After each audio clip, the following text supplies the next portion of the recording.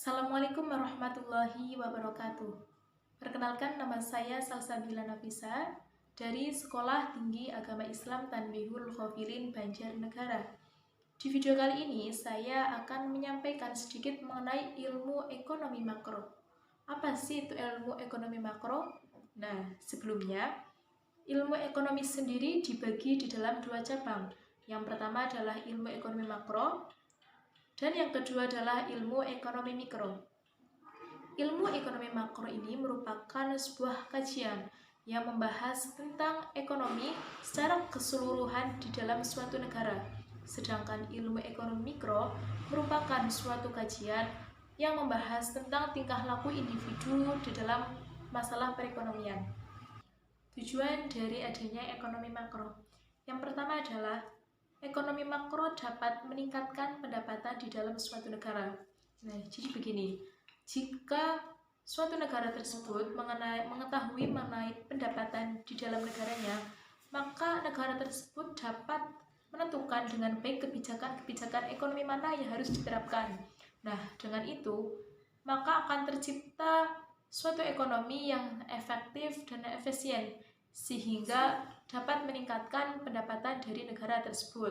Nah, lalu yang kedua ini adalah menjaga kestabilan ekonomi.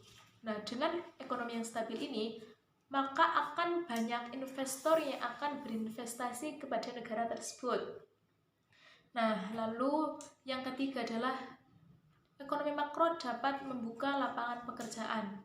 Nah, semakin banyak investor-investor yang berinvestasi, maka semakin banyak pula lapangan kerja yang akan terbuka. Tujuan ekonomi makro yang selanjutnya adalah ekonomi makro mampu mengendalikan laju inflasi.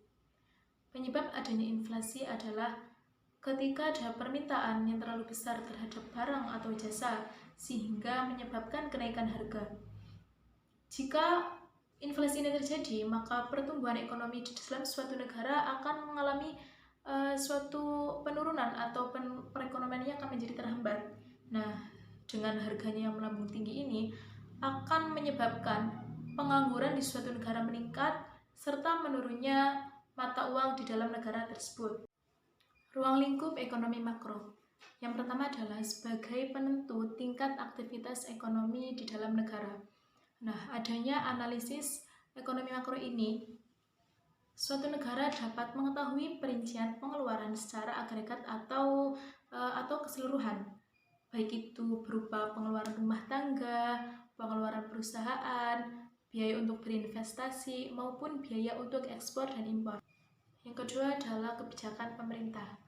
Ekonomi di dalam suatu negara tidak bisa terpisahkan dari yang namanya pengangguran dan inflasi. Maka dari itu, pemerintah harus memiliki banyak upaya untuk mengatasinya, baik itu berupa kebijakan moneter maupun kebijakan fiskal. Nah, kebijakan moneter ini merupakan suatu kebijakan pemerintah, di mana ia mengatur jumlah uang yang beredar di dalam masyarakat. Nah, sedangkan kebijakan fiskal adalah sebuah langkah yang dilakukan pemerintah untuk mengubah struktur dan jumlah pajak serta pengeluaran yang tujuannya untuk mengubah kegiatan ekonomi. Yang ketiga adalah pengeluaran agregat atau komprehensif. Nah, jadi apabila pengeluaran agregat ini tidak dikeluarkan secara ideal, maka akan terjadi permasalahan di dalam ekonomi.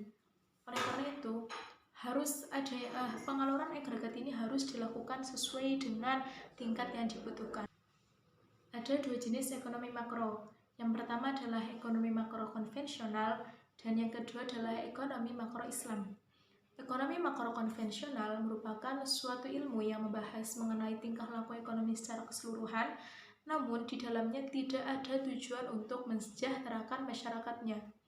Berbeda dengan ekonomi makro Islam, yang di dalamnya sangat bertujuan untuk meningkatkan kemaslahatan, kesejahteraan, serta mengembalikan kemanfaatan kepada rakyatnya. Ekonomi makro Islam juga berpedoman atau berdasarkan kepada Al-Quran dan Sunnah. Jadi kesimpulannya adalah, dengan adanya ekonomi makro, maka aktivitas perekonomian di suatu negara akan menjadi lebih baik. Terlebih jika aktivitas tersebut dilakukan berdasarkan dengan ajaran-ajaran Islami.